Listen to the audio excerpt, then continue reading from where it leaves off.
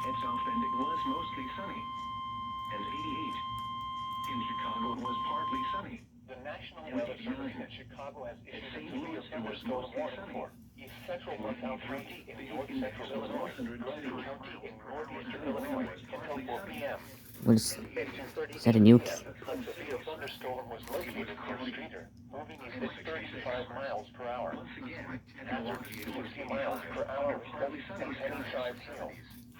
Source: Wait, a new severe thunderstorm warning? Expect very subsiding. Entry. Locations impacted include Coal City, Sunset, Diamond, Rangewood, Marseilles, Auburn, Waitsville, South Wait, Bend, that's for the other one? Brooklyn, Gardner, Morris, Toronto, Thomasville, Dwight, Braidwood, and Channahon.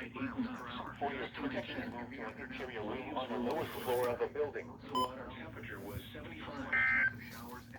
Here is the near-shore marine forecast.